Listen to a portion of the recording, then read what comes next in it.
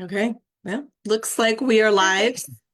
So, welcome everyone to season two, episode 11 of Living in the Texas Hill Country.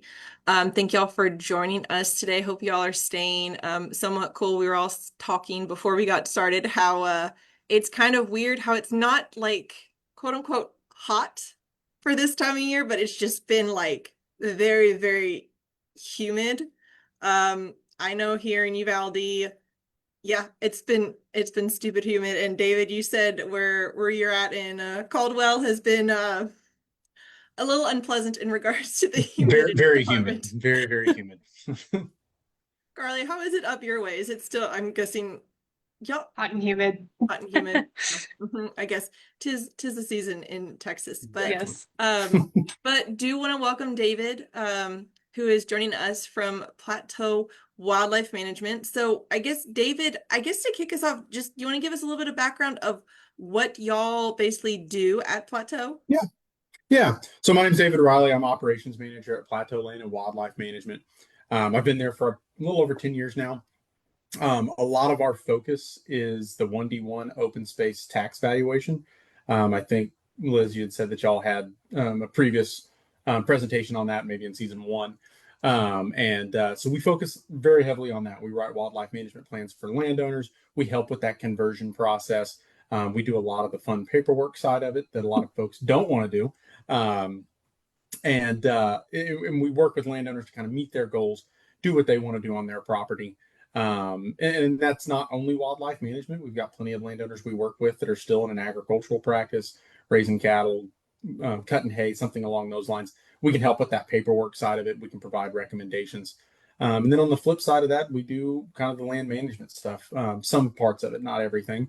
But we can help landowners meet their goals by putting out wildlife feeders, doing census activities for them, things we're going to kind of talk about today. I can highlight some of the ones that we do in-house, but there's several of them that we just don't do. Too big for us, doing ponds and stuff like that. Yeah, and it's one of those things, y'all, I've been to several programs. I think Carly, if Carly hasn't, I know probably she's been to other programs that y'all come and speak like all over the place. I've, met several of your coworkers Yep. at these, so they are very, very, very well versed in this area of wildlife, one that, a lot of people are interested in, but it's really when you get into it, from my perspective, it's not as complex as some people might think it is. I think people try to make it harder or feel like there's like a caveat here or there, but I feel like at the end of the day, it's really not as hard, and it's really not hard to qualify for No, no, wildlife. not at all. And it gets scary when you start looking at what I call the legalese, the tax code and all that fun stuff. If anybody ever needs anything really good to go to sleep with at night, I will recommend the Texas Tax Code book. It'll help with that. Um, so it's really not that difficult to qualify. At the end of the day, if you have a property currently right now and you have a tax valuation for agricultural tax valuation, so if you're reduced property taxes because you have cows on it, hay on it, bees on it, or kind of a newer end of that, and we can even talk a little bit on the eastern side of the state. I know this is about hill country, but on the eastern side of the state, timber production, something along those lines, you would qualify for going into wildlife management. If you have a property that's in market value and you're paying market value taxes, there's some steps that need to go into place to get there. But generally speaking, a lot of times those properties do qualify to go into wildlife management. And at the end of the day, it's just another use for the property. So it still kind of fits underneath that 1D1 open space umbrella. But it's just a different use. Instead of managing for cattle or managing for hay, you're managing for native Texas wildlife and native habitat for that wildlife. Well, and so what are some of the benefits of going from ag to wildlife? Because really at the end of the day, like you still get the same tax Yep. benefits or tax breaks, but why would somebody maybe decide, okay, like ag's fun and all, but why would I switch over to wildlife? Couple different reasons. A lot of times we hear from landowners is just a change of pace, change what's going on in their kind of family dynamic or the ranch dynamic. Um, Older generations deciding, hey, I can't take care of this anymore, not having the second generation or the next generation to take over that cattle operation or anything. So wildlife allows you to maintain that lower property tax. It's tax neutral. So going from ag to wildlife, you're not going to save anything additional. It's going to be the exact same thing on your property taxes, but it allows you to manage it differently, where you don't maybe have to worry about a cattle operation or try to find someone to cut hay. On the eastern side of the state, we run into situations with smaller acreage properties and trying to get folks to come out and cut timber. It's just nearly impossible to do. So wildlife gives you that opportunity to maintain that cohesiveness of that ranch together, that property together, without having to deal with like a larger tax bill. That's generally what we see. We also see a lot of landowners that want to transition into wildlife management because they want to lower that stocking rate on the cattle operation. I'm not going to say anything anyone doesn't know here. The hill country is basically a rock with a little bit of soil on top of it. Yep. So sometimes it can be hard to maintain those stocking rates that an appraisal district would like for you to maintain. Wildlife management doesn't mean that you can't have cows. It doesn't mean that you can't keep a ranching or cattle operation going, but it allows you that flexibility where you can lower that stocking rate, use that cow as the wildlife management tool. You'll hear a lot of us biologists talk about it that way, but use it as that wildlife management tool. But when we get into a drought, I'm thinking back to 2011, where it was nearly impossible to keep anything on the ground. You could reduce that stocking rate all the way down to zero if you needed to, just to maintain, and you don't lose that property tax benefit because you're still maintaining wildlife on that property. Just a little bit more freedom overall is because you can have livestock when you want them. Yep. You can go on you can, if you decide you want to go on like a month-long vacation, you just sell all your livestock and go on vacation for an entire month. If Yeah. you know, if that's your desire, if you have the funds to do that, please let me know because I would love Yeah, to go for a sure. I'd month-long like to be your vacation. friend. What Yeah. I would do for an entire month, I have no idea, but I don't either. But and we see some landowners as well shift from an ag operation to a wildlife operation for a few years, maybe not even that long, and then they can go back to an ag from a paperwork standpoint. I do see a lot of landowners that just shift over to wildlife and just maintain lower stocking rates, just because it's easier to maintain in certain parts of the state.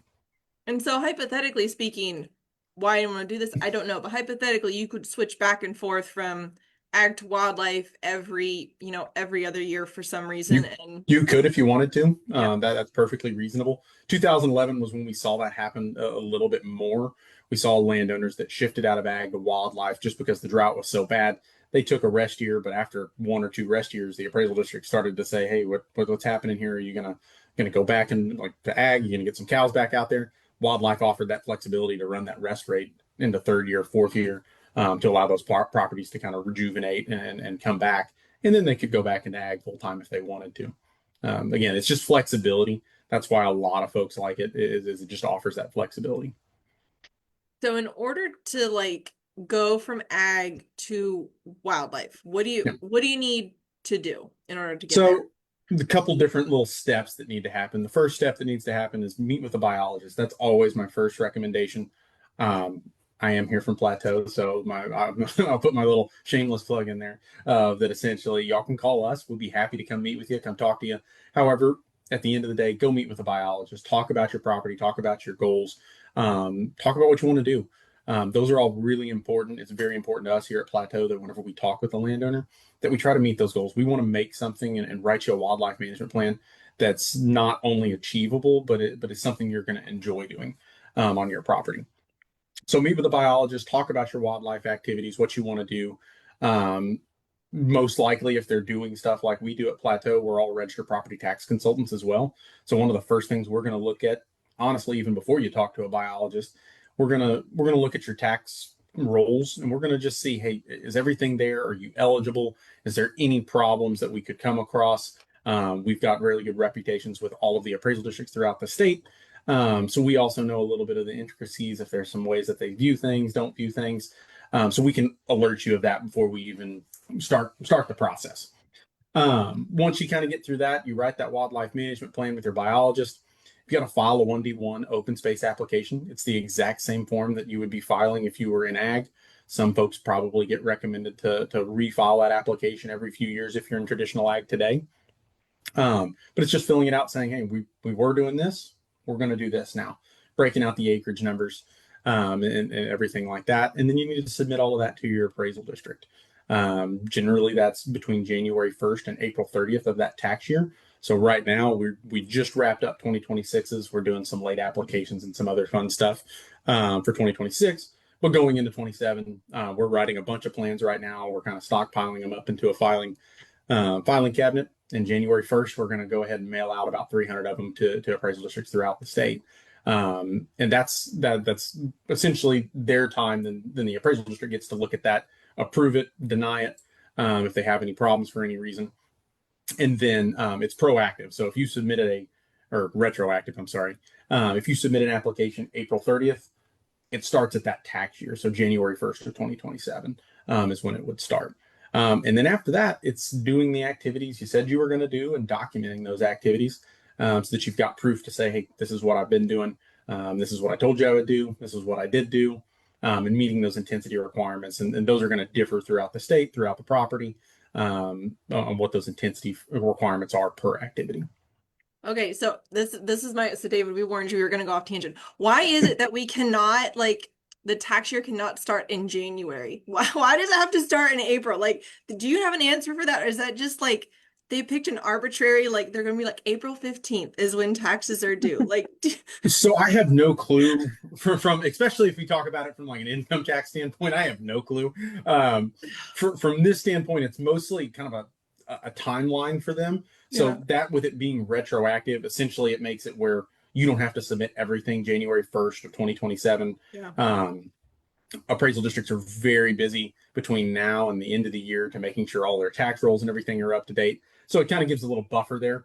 Like I said, the good news is it's retroactive. So if you file an application, even right now, like I said, we're working on some late applications. There's some intricacies to that, but we're filing late applications for some 2026 properties that once they get filed and it's approved, it retroactively starts January 1st of 2026. So that's how they would be taxed throughout the whole 2026 tax year. Yeah, it's just one of those things where it's just like even like fiscal years and stuff, it's like I have to think of like it's like, well, technically we're still in 2026, but technically we're in the 2027 fiscal year. Like I'm just Fiscal sometimes year, yeah, throws me off a little bit, sometimes especially I spent some time working on the state side of the wildlife side of things, and fiscal year still throws me off. yep. We work on a normal calendar year at Plateau, so my wife works for the state. So sometimes she'll tell me like, "Yeah, the fiscal year." I'm like, I don't know. I don't want to deal with it. I don't know how that I don't breaks do out. that. I don't do that anymore. Yeah. Sometimes all that just throws me off. But that's gonna be our one tangent for today. No more Carley, no more tangents. We're not allowed any more tangents. Okay. Okay, so and I know one question that a lot of people have is like everyone freaks out about like that minimum acreage requirement. For sure, And that is probably the Mhm. most requested question, or the Mhm. biggest question that pops up anytime we talk about wildlife tax valuation. When I do this presentation in other places, I try to provide an example. So I think that might be our best way to do this. So the easy way to explain it is if you're currently receiving a tax valuation for an ag related practice, ag with cattle, hay, goats, sheep, whatever it is, timber in the eastern side of the state, and you're currently receiving that, minimum acreage does not apply. So meaning that I could have, and we've had these before. Hayes County is a good example. I had one several years back. It's actually way before even my time at Plateau. I just got told the story. We had a property there. It was 3 acres. The lady had had that property in her family for several decades, and she wanted to go to wildlife. Applied for wildlife. It was in ag. She had one cow on it. I think the cow had died. So she was like, I don't want to go get another cow. So what do we do? So we helped her apply for wildlife management. And she was able to go right into wildlife management with 3 acres. We see that every year with the wildlife applications we do. We do somewhere around 700 to 800 applications a year. And we'll see, and actually, I think that's a little low. I think we're closer to 1,000 now. But we always see some of those that are in that 5 to maybe even 10 acre lower end of it, where there may be some questions from the appraisal district. There's probably questions from the landowner saying, "Hey, I've heard differently." But if you've got a current ag valuation, you can transition over into wildlife. There is no minimum acreage. Now, where that minimum acreage does come into play is if that parcel or that piece of land that you're trying to convert was reduced in size in the prior year. So this is where the example comes in handy. So I've got a 100-acre property in South Texas, and Liz, you come to me and say, "Hey, I want to buy 10 acres of it. Would you sell me 10?" I sell you 10 acres. Now, your parcel that you just purchased from me was reduced in size in the prior year from that larger piece that I own. Now, minimum acreage does apply. And there's ecoregions throughout the state of Texas. I'm not going to go into all the fun numbers. Ecoregions throughout the state of Texas, they've broken that into a minimum and maximum acreage range that the appraisal district can apply.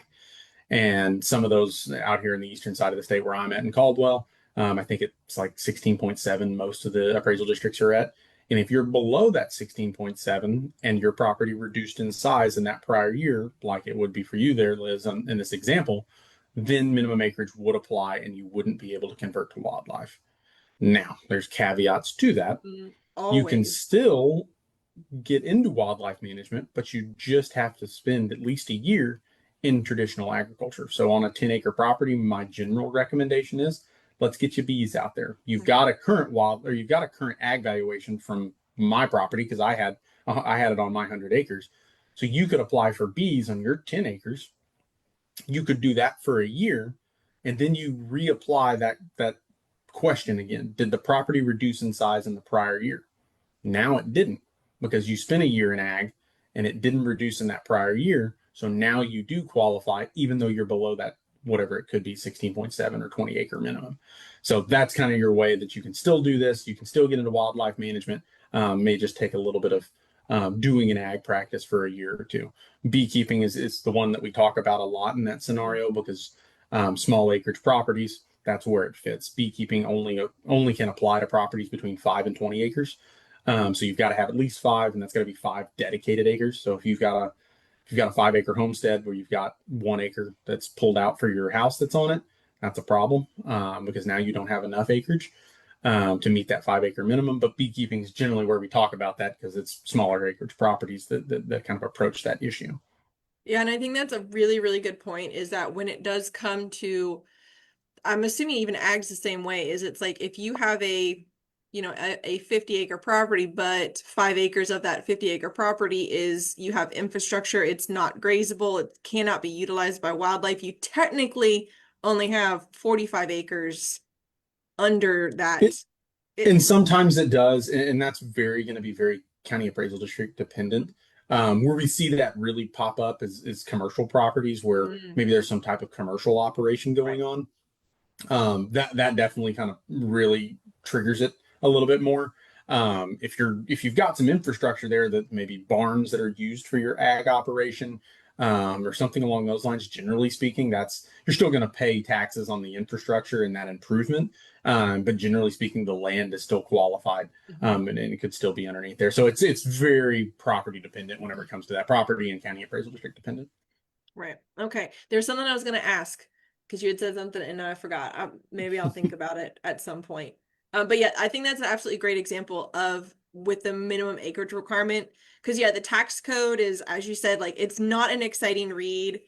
And and the thing about any sort of like tax code or anything like that is it's very vague, which is why we need lawyers because they're supposed to like interpret all this stuff. For But it's sure. like you read it and you're like, I don't quite understand. So, but that is, It, I think, the it, best I've been reading it example. for 10 years, And and you I still don't still, understand some of it. It's legalese. They write all kinds of stuff in there because of the way that it has to be written. Totally understand it. What I highly recommend to any landowner that thinks they might have a problem with a minimum acreage issue, give us a call. Give a call to your appraisal district. Um, but always give us a call because again, appraisal districts sometimes will view it differently or talk about it differently or understand it differently. So I don't hesitate to always give us a call or give a biologist a call. We can kind of walk you through that. But generally speaking, it's really not something that pops up that often. yeah, It only really pops up when someone purchases a property that shrunk that parcel size from a bigger property, which it happens, but it's not yeah, happening as often. yeah, yeah. Okay, so I guess let's dive into with wildlife because the thing with ag is you have to meet your stocking rates. You have to run a certain amount of livestock at a certain given time. And Yep. that's or do certain amount of production. But in wildlife, we unfortunately can't go out there and exactly measure Yeah. things quite as nicely as you can in ag. Yeah. So, in order to, I'll say, quote unquote, prove that you are helping the wildlife out, what are you have to do like these different they're called activities. So what are Yeah, those different activities that you have to do in order to maintain your wildlife tax valuation? for sure. And that's a big difference between traditional ag and wildlife. Traditional ag and appraisal district can drive past your property if you've got a cattle operation at 70 miles an hour, and they can see, hey, there's cow patties on the ground and there's cows standing there at the fence or at the water trough. You're doing what you said you were going to do. From a wildlife perspective, that may change. You may have feeders in the backside of the property. You may have nesting boxes up in the trees. You may be doing some reseeding efforts in an area where you can't see it from the road. So documenting those activities is going to be really, really important. That's a way that you can show your appraisal district, hey, this is what I'm doing. This is, again, what I told you I'm going to do, and this is what I actually did do. The good news about wildlife management from a tax valuation standpoint is it's not success based, it's activity based. So you can do a lot of stuff. Reseeding is one of those activities that I hear a lot of landowners doing. They're like, well, it didn't work out. Like nothing came up. And that's pretty common Yeah. with any reseeding activity. It sometimes just doesn't work, especially if we don't get rain. So as long as you're doing that activity and you're showing that you're doing it and you're documenting that some way, shape, or form, you're going to meet that requirement.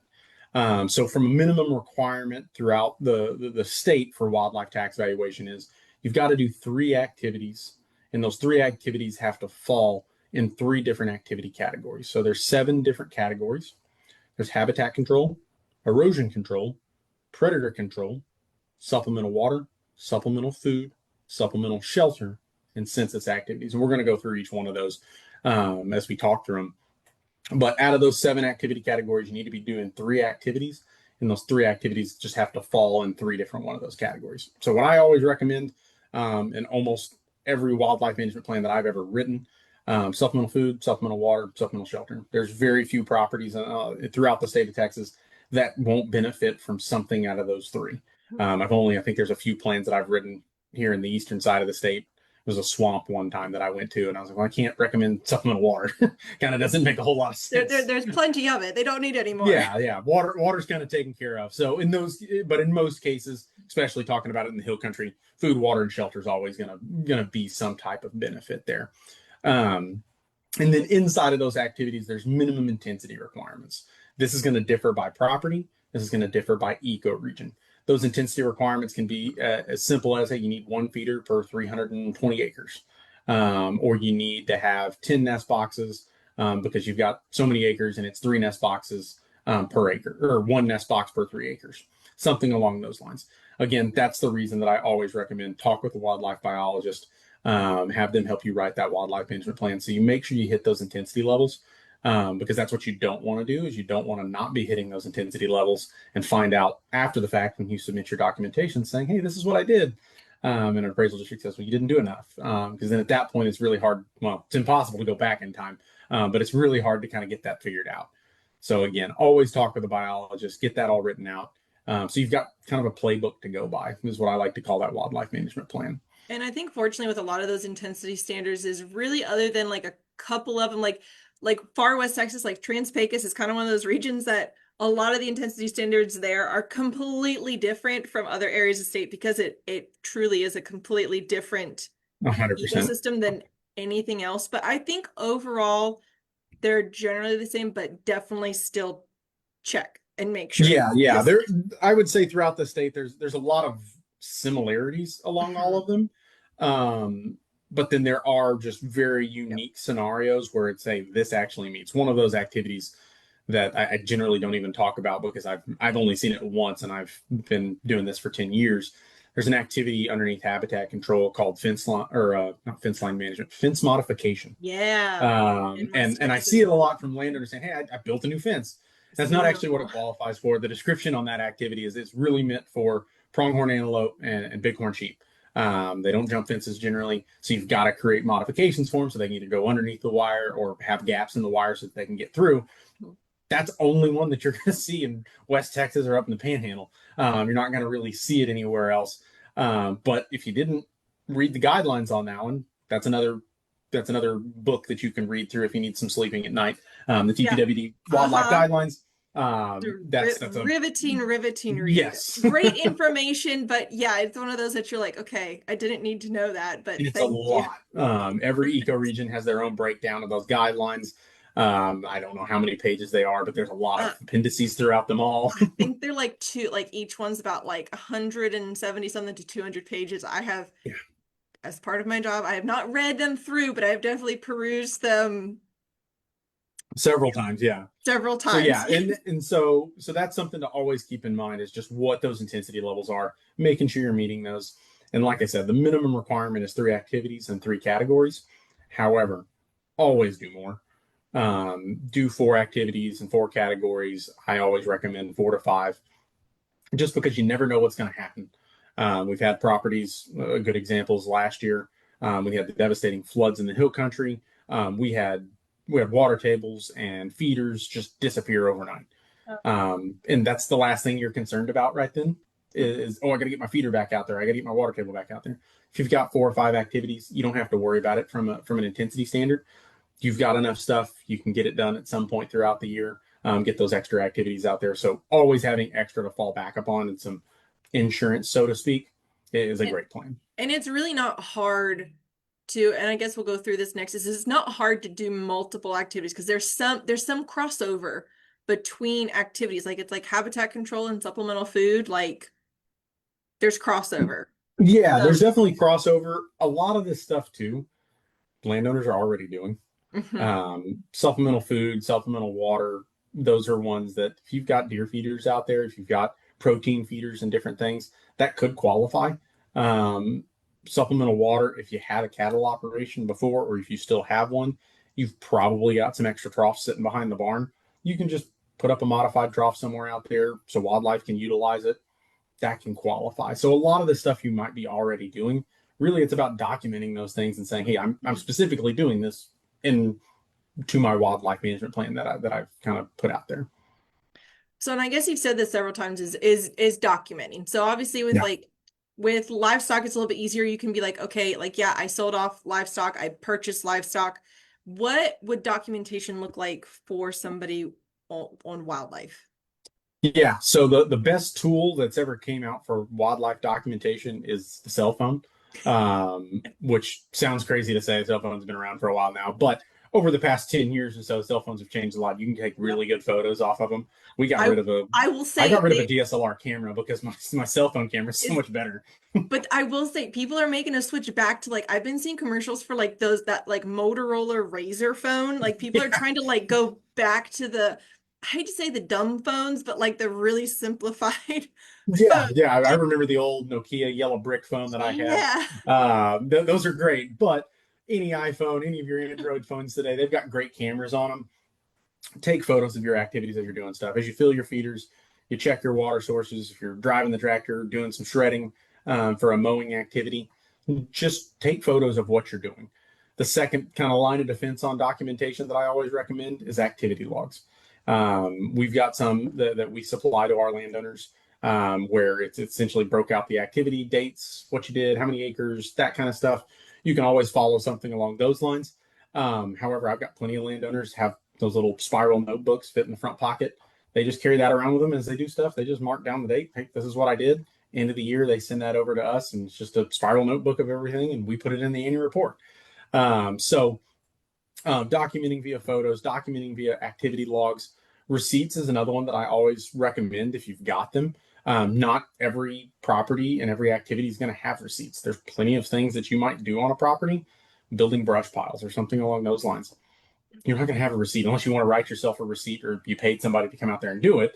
You're not going to have one. So receipts is again beneficial for some activities, but it may not be for every single activity. Those are kind of the 3 main lines of documentation. When you start getting into census activities, that's when we start talking about things like bird survey reports. Again, I'm going to bring up the cell phone and phone apps. Anybody uses Merlin Bird app for doing any of their birding. I'm a wildlife biologist by trade, but I am not the best birder in the world. I'll be the first to admit that. But if you've got Merlin Bird app, you can record the birds and you can actually generate a spreadsheet, I believe, out of it. eBird does the same thing where you can do that. That's a great survey. game cameras. When you start using game cameras for doing census activities, there's a lot of technology out there. We start talking about AI and everything. We can get really off on a tangent, but there's a lot of technology out there where you could put all those things into put it into a system. It'll crank you out some numbers. You can then run that through some of the different numbers that are out there for the population size, maybe harvest recommendations. Again, you can get a wildlife biologist involved. Plateau, Texas Parks and Wildlife. If you're doing anything like an MLDP permit already on your property, keeping records of what you're harvesting, those are great things for activities. So that's kind of the four main things that we see. I did annual reports for my first about 5 years at Plateau. We do last year we did almost 2,000 of them throughout the state.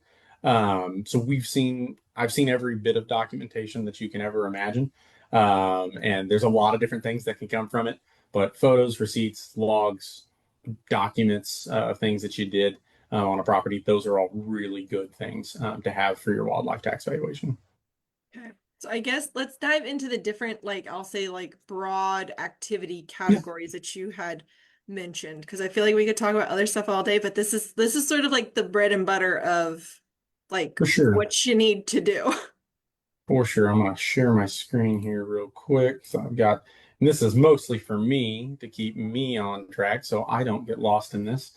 So a couple different activities. Let me jump over here. So these are the 7 activity categories we talked about: habitat control, erosion, predator, supplemental food, supplemental water, supplemental shelter, and census. We're going to walk through each one of those. So habitat control. Game population management. So, like I said a minute ago, if you're already doing an MLDP program on your property, that's through Texas Parks and Wildlife.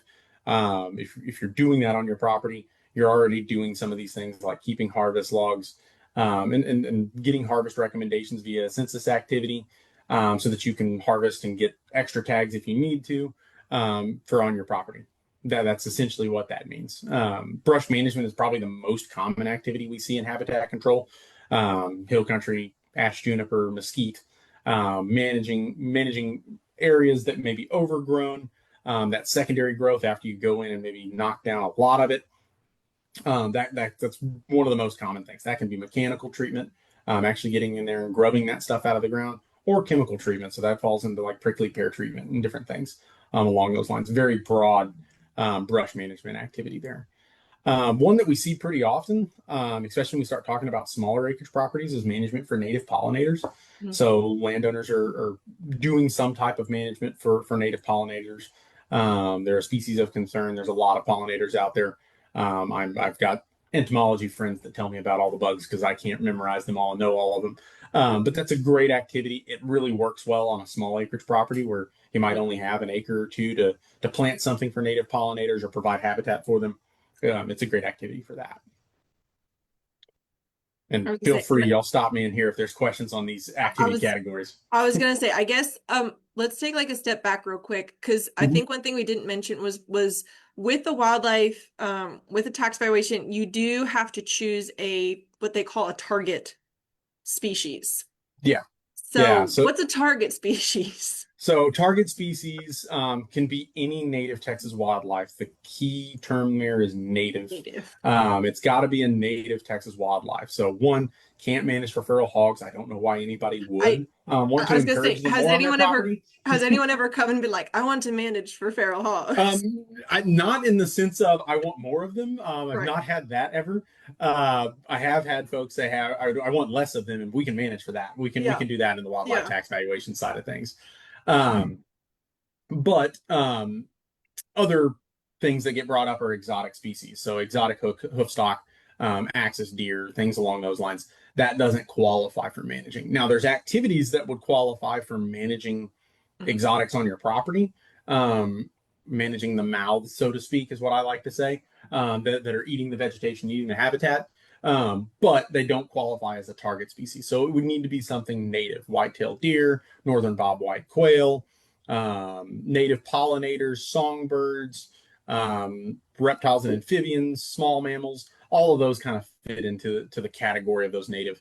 And you can have more than one target species. You don't necessarily have to say it's just this one, and I'm only going to manage for this one. Sometimes you'll get an appraisal district that'll say, hey, you need to have a primary target species.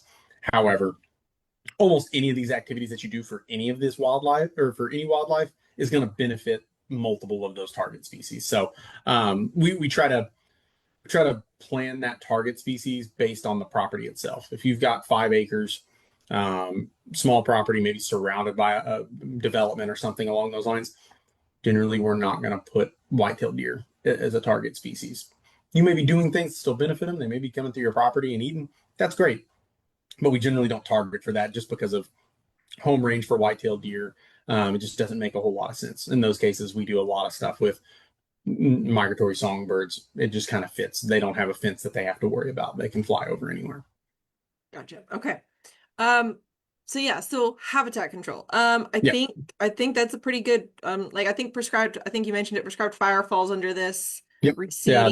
that would fall underneath this. And I'll the caveat to everything I say today is there's 150, 175 activities. We'd be here till next week talking through these if we tried to go through them all. So there's more stuff that fit in here, but prescribed fire, yes, does fit underneath habitat control. It is one of those activities, like you had mentioned earlier, that kind of fits in multiple places depending upon what your goal is there. It actually fits underneath supplemental food as well. So if your goal is to rejuvenate maybe some supplemental feed areas by doing prescribed fire on that area, it could fit in there. The key to that is that it can only qualify in one. So if you choose, hey, I want to do prescribed fire, but I'm really doing it for a habitat control and reducing some of that brush on the property, it fits underneath habitat control. If your goal is to do it for supplemental food, it fits underneath there. You can't kind of double dip, so to speak. Gotcha. Okay. And I think if y'all go to, I know TPWD sort of has their own, like, I'll say checkbox fill in the blank version Yeah. of this. You can go and see sort of some of the, I don't know what you want to call it, some of the activities, common activities that they would qualify for under each of these different categories. If you're curious if something you're doing on your property that we had not mentioned would Yeah, and qualify. that's that form that you're talking about. That's on Texas Parks and Wildlife's website. It's almost on every county appraisal district's website. It is one of the required forms. So you've got that 1D1 open space application, as well as that checkbox wildlife management plan form is what I call it. Those are the required forms that you're going to have to submit to an appraisal district. The third thing that we kind of throw in there is we throw in a narrative form. We like to talk about habitat descriptions, talk about the property, as well as we go through those activities that we checked off on that form and then provide a really kind of clear, hey, this is the plan, these are what the requirements are. Do it more in a paragraph form, less checkbox form. So the next activity category is erosion control. It's a really unique one. Unique in the fact of erosion control activities qualify for 10 years. So if you, and most of them do, but if you're doing a erosion control activity and you do it this year, you would actually be able to qualify that activity year after year for the next 10 years. And the reasoning behind that is, generally speaking, these activities are harder to do. They may require more time. They could be a multi-year project to do some of these, as well as generally they're financially higher than everything else. If you're going to go in there and rebuild a dam or build a whole new pond on your property, it's probably not going to be the same price as just putting up a feeder or something along those lines. So they took that into account whenever they put this in here, as well as it's going to benefit over a longer period of time. So things like building ponds or dam reconstruction, that all fits underneath there. Doing some reseeding or wetland revegetation, so riparian areas on a property or something that needs to be monitored and taken care of. So always going out there checking to make sure, hey, do I have vegetation here? Do I have native vegetation here that's helping this out? Do I have exotic vegetation that maybe I want to remove some of that but replace it with native? So anywhere along those streams and creeks are really important. Areas for wildlife, also really important for recreation. If I had to choose the place on my property to go hang out at, it's near the pond and near the creek that runs through it. I really don't want to go anywhere else unless it's one of those, especially this time of year when it's hot. Yes. I can 100% appreciate that. And this one is like, I'd say this is probably one of the more, I'll say limited selections of Yeah. activities. It's pretty simple, straightforward. I think these are pretty well the three activities, and that's it. Yeah, there's some Maybe really two unique ones more, that would one or have to two be a more. very Yeah. specific scenario. But again, it fits in there, and I'm going to repeat myself multiple times. That's why you want to go talk to a biologist. You might find something on your property that kind of fits into this, and it could qualify. Predator control, I think, it's probably my top two favorite activities, categories. One, because it includes removing feral hogs from properties. That's one of my favorite things. Removing feral hogs is obviously a predator control activity, highly recommended, always something to do on a property. I think there's very few landowners that can say, oh, I don't have that problem. I don't have to worry about it. So I guess it's almost one of those I guess it'd guaranteed be what, activities to a El certain extent. Paso. So El Paso Yeah, would be the only El Paso, whatever. Wait, is it El Paso maybe, and County? I'm not even confident about that either. I don't believe it, but they can keep saying they don't have any hogs. For sure, for sure. So I'm not even confident, but feral hog management, trapping, shooting feral hogs, anything along those lines always will qualify. One that's often overlooked is imported red fire ant control. Mm. So everyone hates imported red fire ants. I didn't honestly know until I became a biologist after school that imported red fire ants weren't supposed to be here. It's in the name, but yeah, they were brought in. They're not supposed to be here, and they can wreak havoc on our ground nesting songbirds, quail populations. I've even heard stories of them getting to small fawns on the ground, Mhm. and causing problems. So managing that fire ant, and that's a simple activity. That is essentially driving around your property or walking around your property with fire ant bait, treating fire ant mounts. That can qualify as an activity. And then some of your native predator control. So skunks, raccoons, as much as you'd like to think that raccoons are predators of your deer corn that's in your spin cast feeder, which they are, really not qualifying because they're still in your corn or still in the feed. They're qualifying. They can get up there and they can wreak havoc on native songbirds. They'll get into nests, as well as like ground nesting birds as well. So managing those is all the predator control. You'll see a cowbird on there as well. Cowbird control kind of fits in this category as well. So lots of different stuff here. Yeah, and I think this is one that a lot of people like a lot of things fit into this category that people don't expect. Like you said, like cowbirds, they're native. Mm-hmm. 100% supposed to be here. Everyone thinks, no, no, no, they were imported. No, they're supposed to be here. We just, messed everything up and they don't leave areas because we have cows that stay there all the time versus Yeah. bison. But I think that's one that a lot of people, I think especially up in the hill country, I think cowbirds because of like golden cheeked warblers, black-capped vireos, I think brown-headed cowbird trapping is fairly common. I don't know. What about other areas of the state? Is that Mostly in the hill countries where I okay? see it. Um, and for a lot of different reasons, the further east you get, the more food is around for birds to Mhm. utilize. So it's just harder to trap them. Mhm. Sometimes you can get lucky if you get a few in there, then they just kind of all congregate together. Yep. But I think the hill country is kind of where it fits just a little bit better, and that's where I see it more often. And something to also kind of throw out there when we talk about native predators, these are where some of these activities work together with each other. If you think you've got a native predator problem, I would highly recommend some type of census activity. Game cameras being probably the most best option there. Get an idea of what your native predators look like. And I'm not going to go into this the whole long tangent here, but a predator prey relationship, you got to have predators to kind of keep certain prey at bay, kind of thing. So not always is it the best option to go in there and kill every coyote that you ever see. Depending upon what you're doing on your property, if you've got a cattle operation or something, you're probably going to disagree with me, or a goat operation or sheep operation. I would highly expect you to disagree with me. But from a wildlife perspective, having a few coyotes maybe isn't a problem. I've noticed that out here. I'm surrounded a little bit by some agricultural properties. So they're always getting rid of coyotes. That's always happening. I could walk outside at 7 o'clock tonight and probably count 30 or 40 cottontail rabbits running around. Generally isn't a problem, other than my dog likes to go chase them. They're not wreaking havoc on anything, but that's just something to keep in mind. Is just making sure you're actually doing something that's benefiting that wildlife population, especially when we start talking about controlling native predators. We Yep. talk about feral hogs, take them all. I don't care. You can harvest every single one of them. You can trap every single one of them. If you figure out a way to do that, I'll leave my phone number with Liz so that you can call me and we can be Yeah. millionaires together.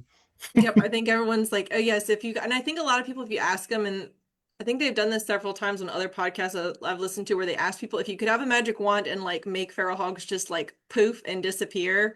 Like some people are like, yeah, they suck, but they're kind of fun to hunt because you can shoot them. You don't need a hunting license and all this other fun stuff. Well, It's kind of it's that's the yeah, whole reason we're in this problem is we brought them it's over here to hunt them, kind of thing. And true. pigs don't really have any predators here, especially ones that there's a lot of that could actually do anything. And they can crank out a lot of babies very, very quickly.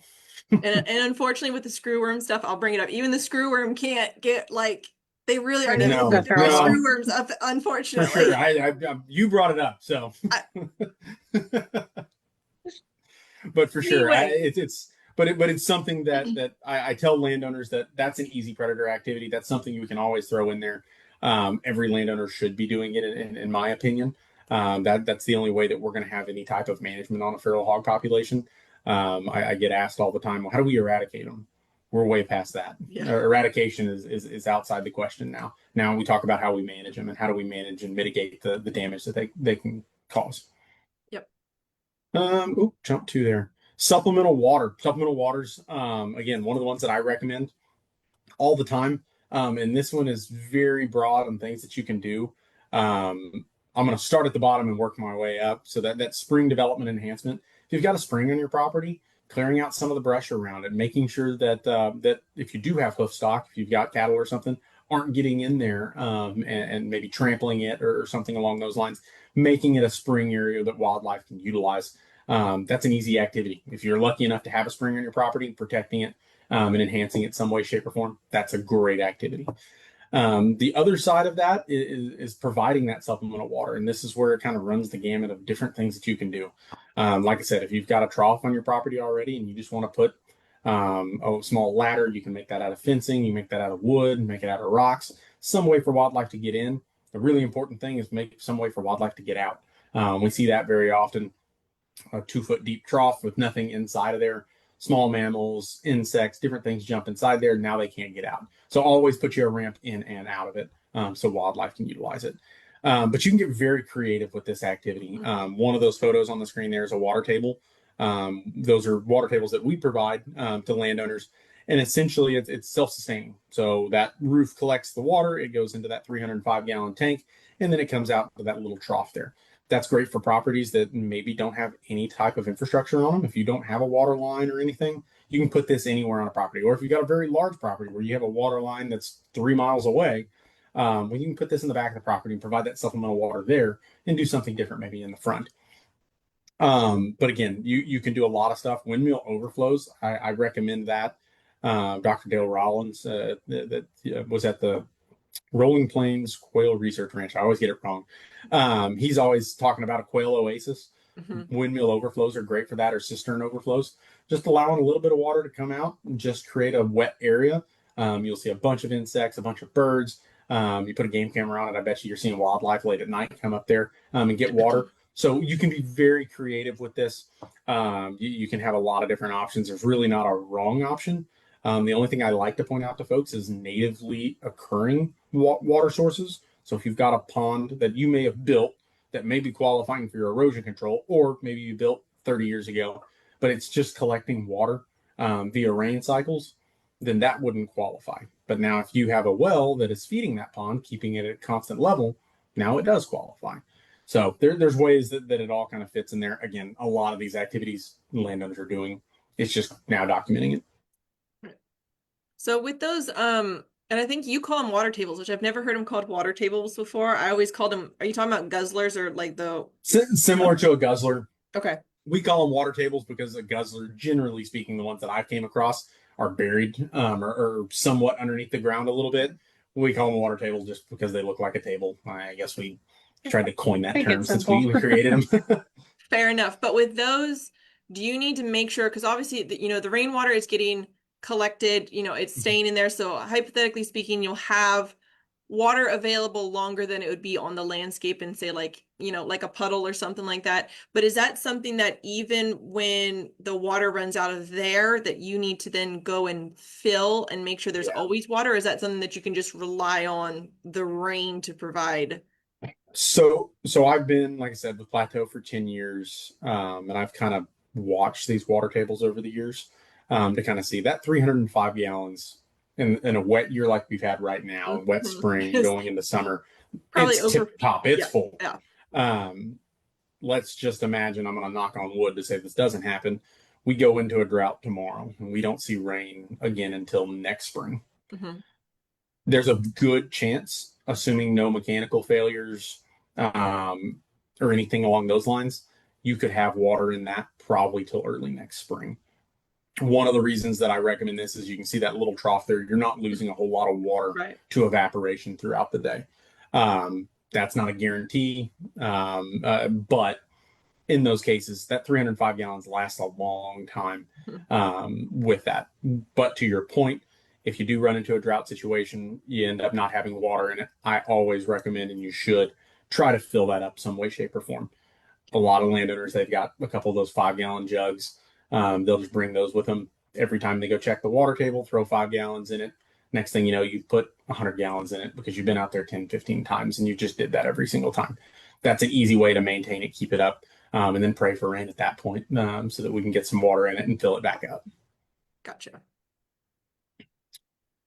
Supplemental food. So supplemental food again runs a lot of different things. Grazing management fits in here. Grazing management is one of those dual activities, fits underneath habitat control, but also fits underneath supplemental food. This is where we talked about having cattle on your property. You don't have to get rid of all your cows, but you can manage that stocking rate a little bit lower and use them as the tool that we say that although Leopold's 5 tools of wildlife management includes a cow for a reason, because it's true. You can utilize them. I like utilizing cows where I can. One, because I'm lazy and I don't like to sit on a tractor.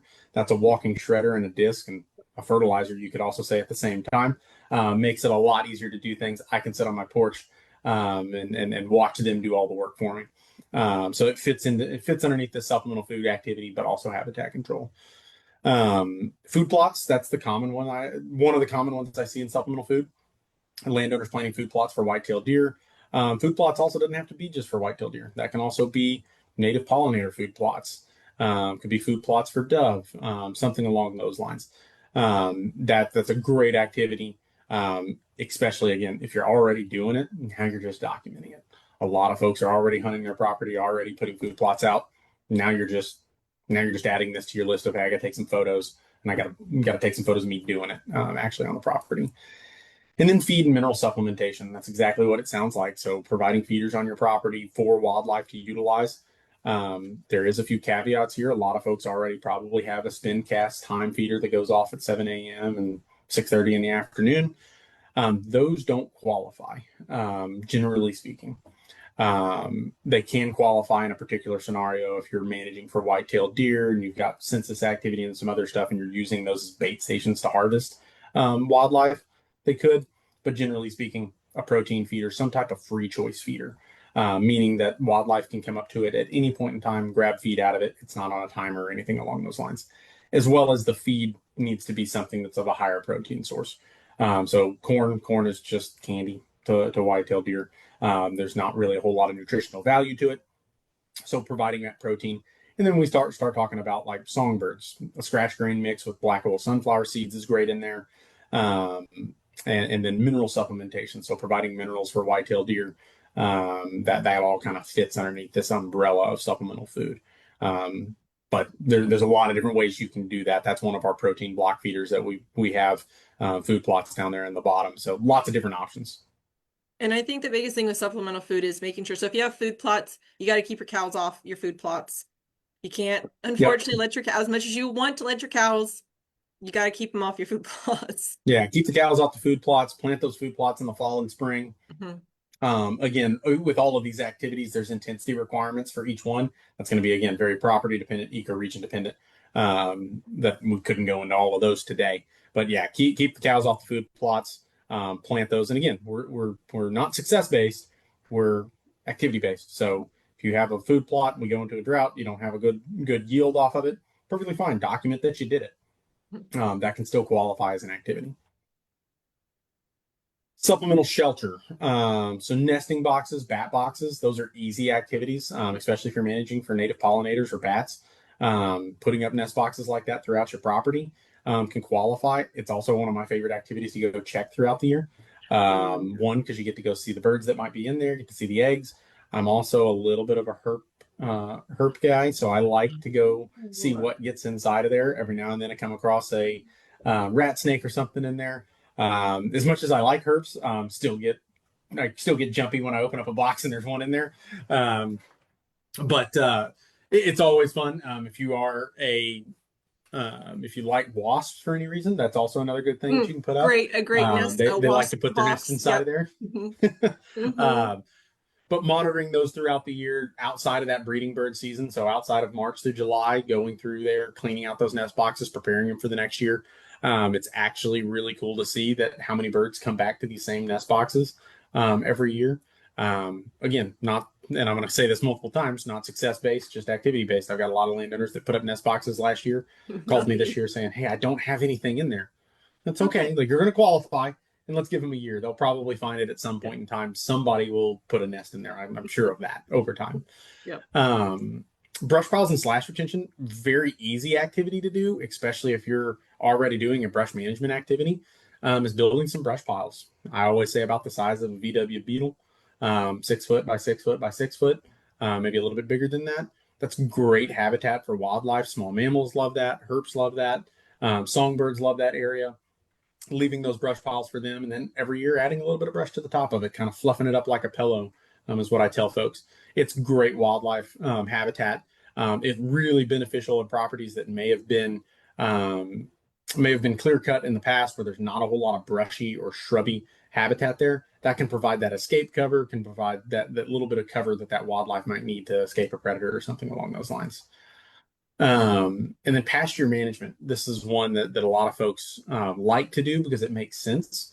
Is strip mowing. So going into a property that maybe have just lots of grass or forward growth, but cutting those strips, as you can kind of see in that photo in the bottom left hand there, right along that fence line. So cutting a strip, but leaving that tall grass, and then maybe skipping two or three widths of your mower and doing it again. It provides that edge habitat.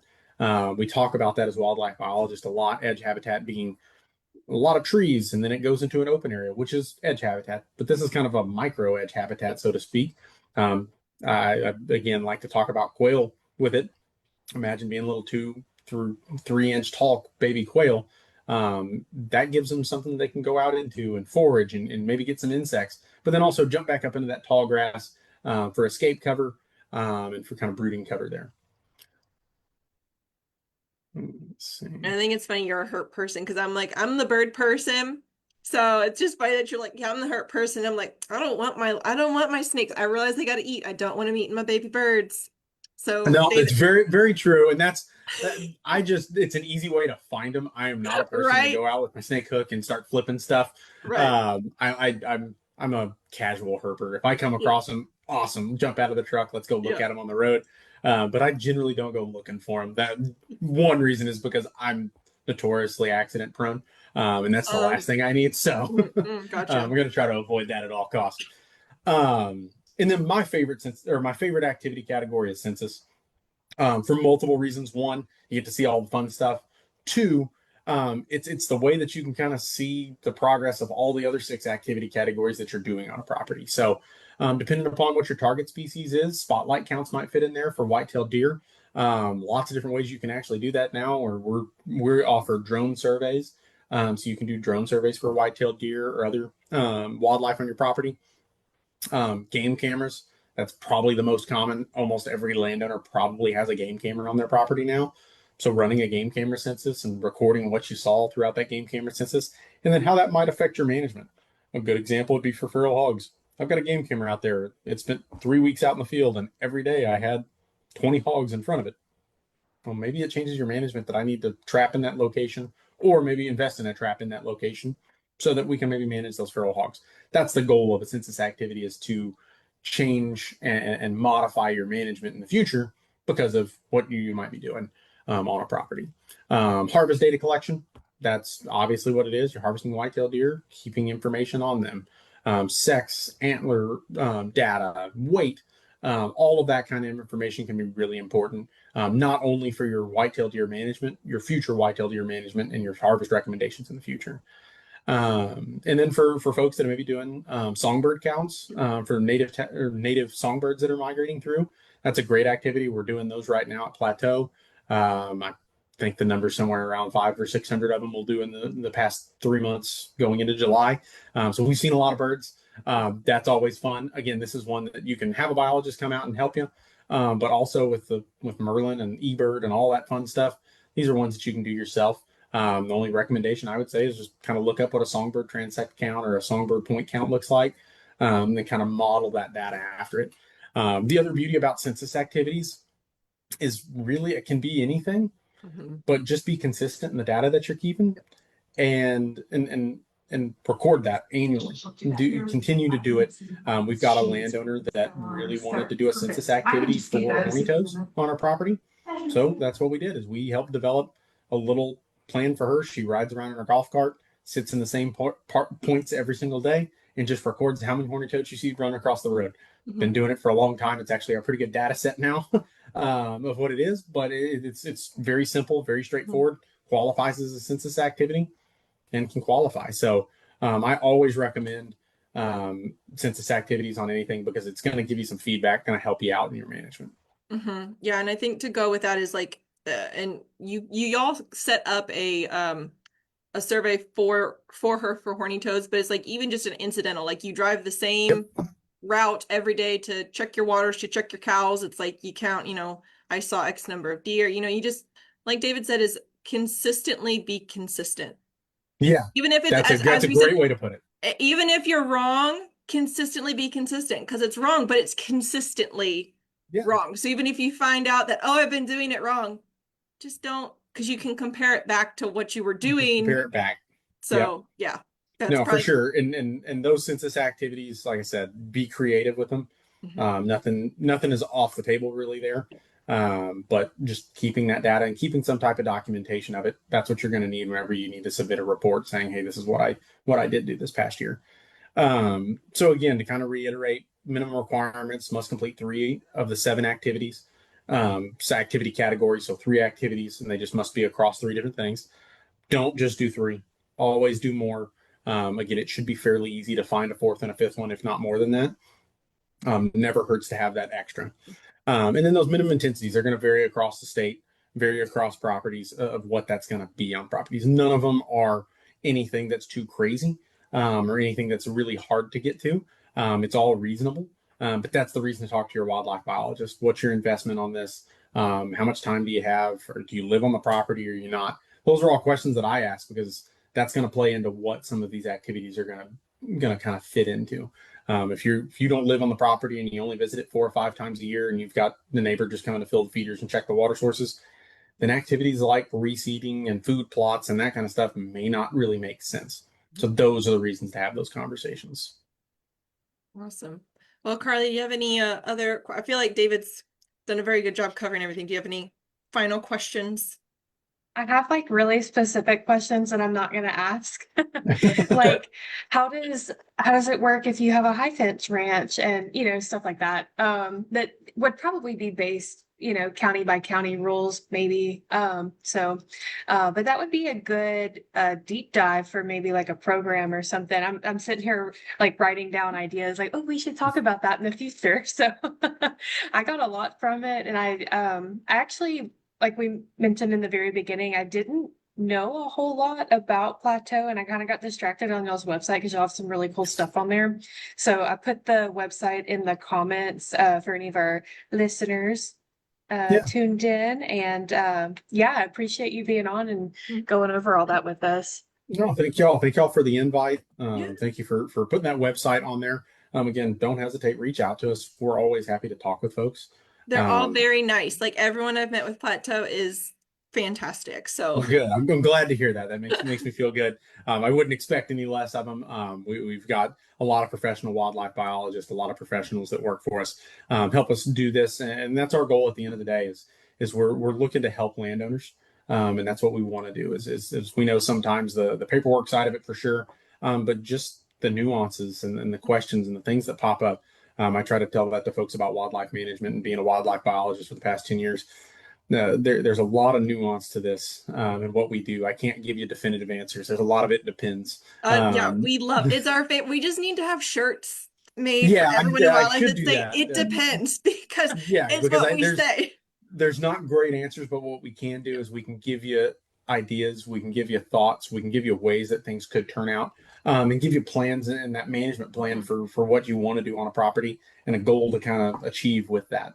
And then that's kind of the best part of doing this, and that's the part I like about wildlife management is it's not definitive. There's a lot of different ways things can go, and that's the fun part.